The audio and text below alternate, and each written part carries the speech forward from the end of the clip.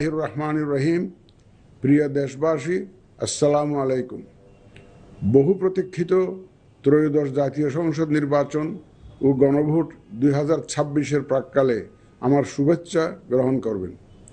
আগামীকাল ইতিহাসের অন্যতম গুরুত্বপূর্ণ এই নির্বাচনের ভোট গ্রহণ অনুষ্ঠিত হবে। এই ঐতিহাসিক মুহূর্তে আমি গভীর শ্রদ্ধার সাথে স্মরণ করছি মহান মুক্তিযুদ্ধে শহীদদের। আরও স্মরণ করছি জুলাই গণ অভ্যুত্থানে শহীদদের, যাদের রক্তের বিনিময়ে আমরা আজ গণতান্ত্রিক উত্তরণের দ্বার প্রান্তে পৌঁছেছি। আমি তাদের রুহের মাগফিরাত কামনা করছি।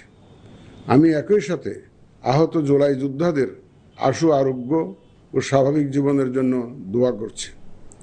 প্রিয় দেশবাসী, এই নির্বাচনে ভোটদান আমাদের শুধু নাগরিক অধিকারই নয়, বরং দায়িত্ব। আমি আশা করি আপনারা সকলে সচেতনভাবে এই দায়িত্ব পালন করবেন।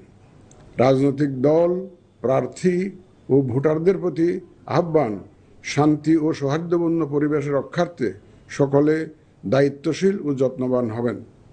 ভিন্ন মত গণতান্ত্রিক প্রক্রিয়ায় একটি স্বাভাবিক বিষয়।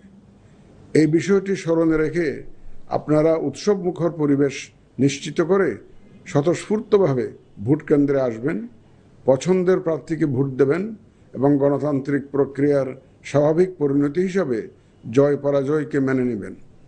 ভোটার, প্রার্থী, নির্বাচন সংশ্লিষ্ট কর্মকর্তা, আইন প্রয়োগকারী সংস্থা, সাংবাদিক, পর্যবেক্ষক, সেবা প্রদানকারী সংস্থা ও ব্যক্তিসহ সংশ্লিষ্ট সকলের কাছে অনুরোধ, ব্যক্তিগত কষ্ট ক্লেশ তুচ্ছ করে জাতীয় নির্বাচনের এই মহতী ব্যবস্থাকে সহযোগিতা করে সার্থক করে তুলুন।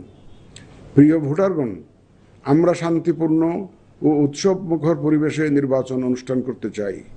যে কোনো অনভিপ্রেত ঘটনা মোকাবেলায় নির্বাচনী কর্মকর্তা, মাঠ পর্যায়ে কর্মরত বিচারিক ও নির্বাহী ম্যাজিস্ট্রেট এবং আইন প্রয়োগকারী সংস্থাকে সহায়তা করুন। আমাদের সকলের সম্মিলিত প্রচেষ্টায় আমরা একটি সুষ্ঠু, সুন্দর, শান্তিপূর্ণ ও উৎসবমুখর নির্বাচনের সাক্ষী হতে পারব, এই প্রত্যাশা ব্যক্ত করে এবং পুনরায় আপনাদের স্বতঃস্ফূর্ত অংশগ্রহণ কামনা করে শেষ করছি।